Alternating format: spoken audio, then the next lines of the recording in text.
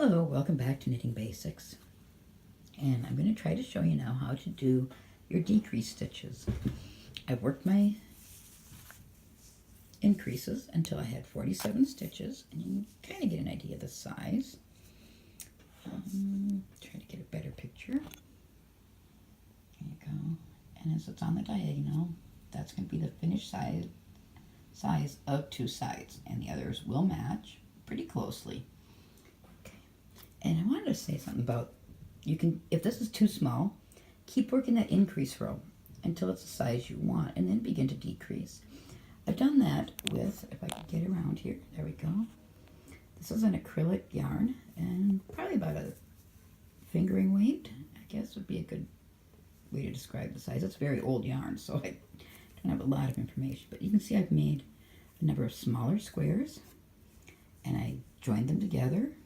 This will be a pillow top when I'm done. So I'll get this back where I can show you how to do this decreasing.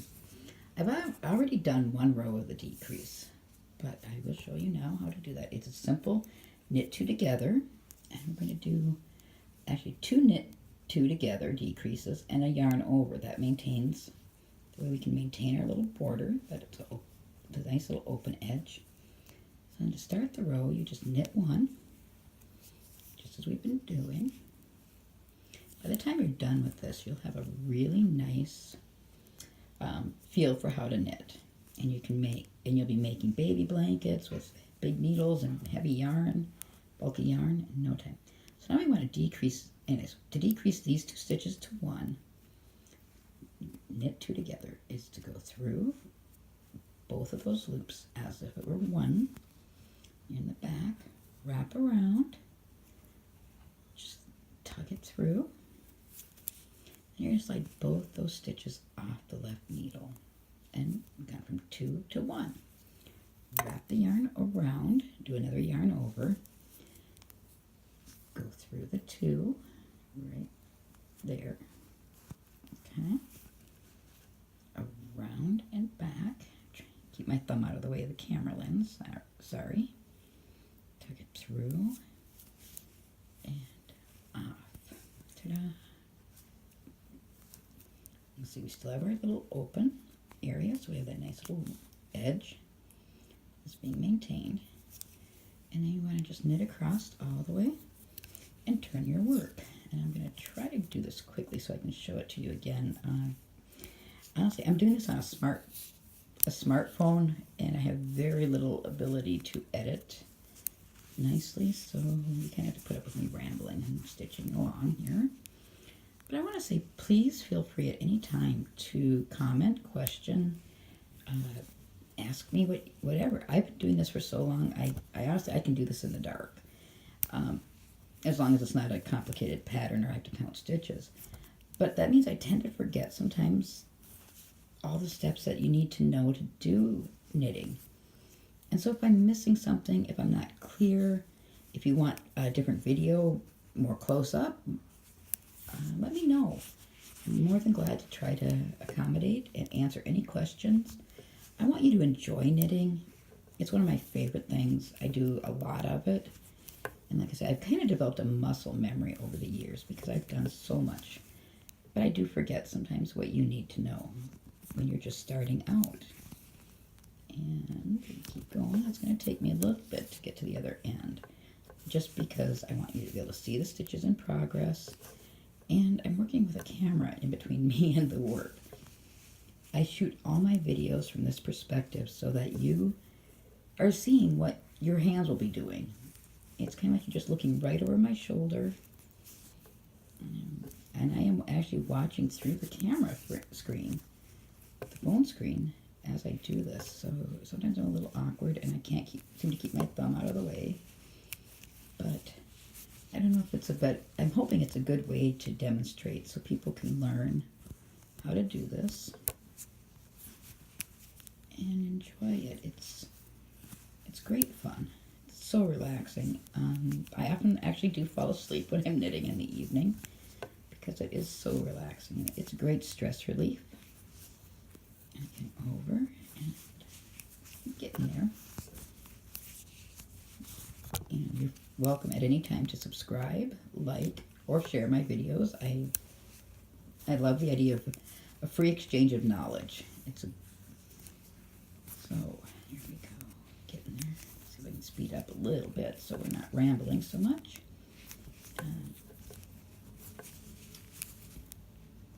I will eventually try to make some videos demonstrating purling, but for right now, mastering the knit stitch, increases and decreases,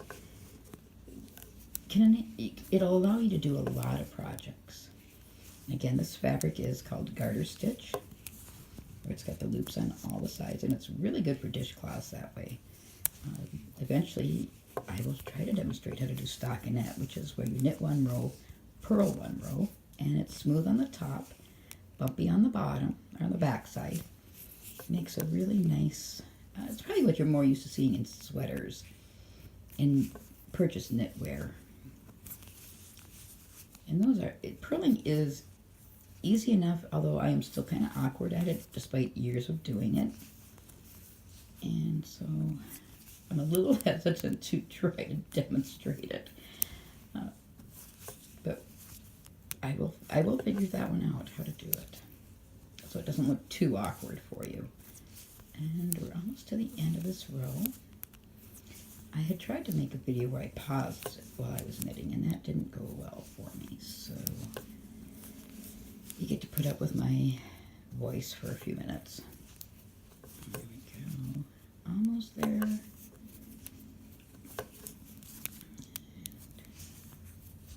Just about. And there's that yarn over from the previous row and the 2 stitches.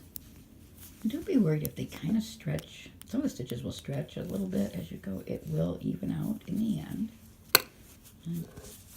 Knitting is actually pretty forgiving that way. And there we go. Switch hands and needles. And now to work our way back. Again, just a knit one. And then we're going to knit these 2 together. Round over and through. There we go. Slide 2 off. Yarn over. There we go. Get the yarn over. Okay. Don't drop them off of there. Okay. Now I'm going to grab those 2. See if I can zoom in. Maybe that'll help. There we go. That's pretty tight.